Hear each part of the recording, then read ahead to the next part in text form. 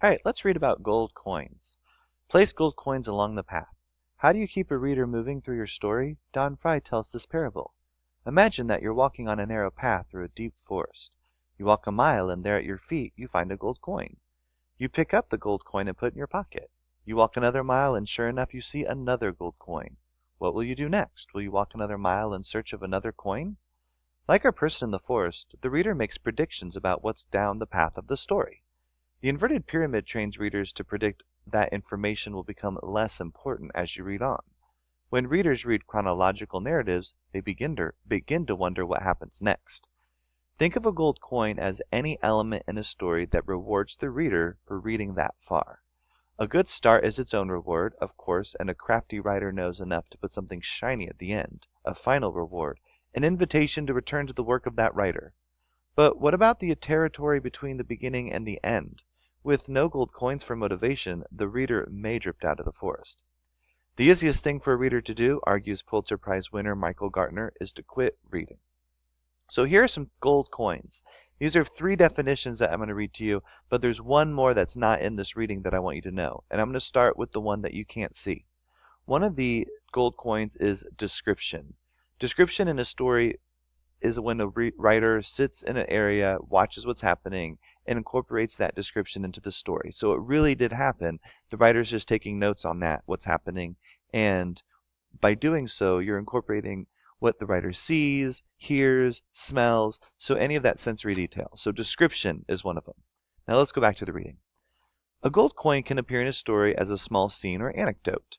A big buck antelope squirms under a fence and sprints over the plain, hoofs drumming powerfully. Now that's one fine sight, murmurs the cowboy. I'm going to interrupt the reading and let you know that an anecdote is kind of like a quote mixed in with some description.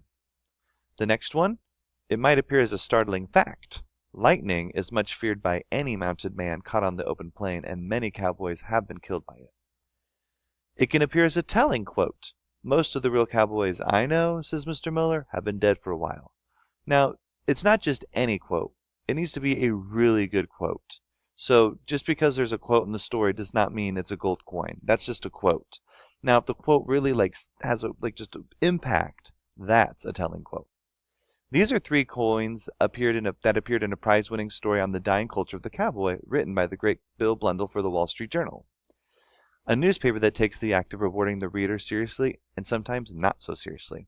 Which brings me to my favorite gold coin of all time, a passage from a story written in 1984 by Peter Reinerson for the Seattle Times.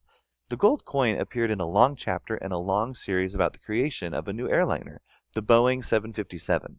The chapter on engineering, for example, included endless details about the passenger door, how it contained 500 parts and was held together by 5,900 rivets. Just when my interest in the engineering began to fade, I came across this passage. So this one's filled with gold coins. I'm going to point them out. After its stop in Montreal last September, the 757 flew on to England with a load of Eastern and Boeing officials. On the way, a duck hit one of the cockpit number 2 windows. Not an unusual incident.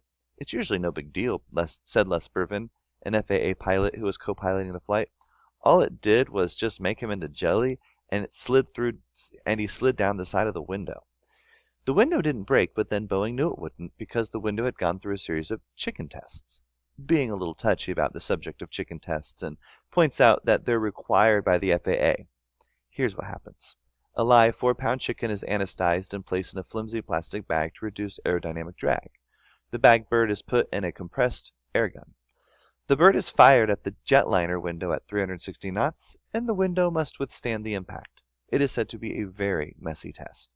The inch-thick glass, which includes 2 layers of plastic, needn't come out unscathed, but it must not puncture. The test is repeated under various circumstances. The window is cooled by liquid nitrogen, or the chicken is fired in the center of the window or at its edge. We give Boeing an option, Bervin joked. They can either use a 4-pound chicken at 200 miles an hour or a 200-pound chicken at 4 miles an hour. No one who reads about chicken tests thinks about air travel or Colonel Sanders the same way again. So with this little shortness here, the writer here considers the whole thing a gold coin, which it is, but we can even break this giant gold coin down into smaller gold coins. For example, You've got a really good quote about the duck hitting a window. It's usually not a big deal. It makes them into jelly. Like, that's a good quote, and it's kind of gross. A little bit descriptive, but it's mostly a telling quote. Then you've got the startling fact, the chicken tests, and how they're required by the FAA and that they're put in a gun. So that's a startling fact. You would not expect chickens to be put in air guns. And then you've got some description down here talking about the window and how it does not get broken. So there's some description there. Then you've got the quote from Bervin about having the option of a 4-pound chicken or a 200-pound chicken. That's a telling quote because obviously we're not going to be shooting 200-pound chickens. So those are the gold coins. You get 4 of them. You've got description, you've got anecdotes, telling quotes, and startling facts.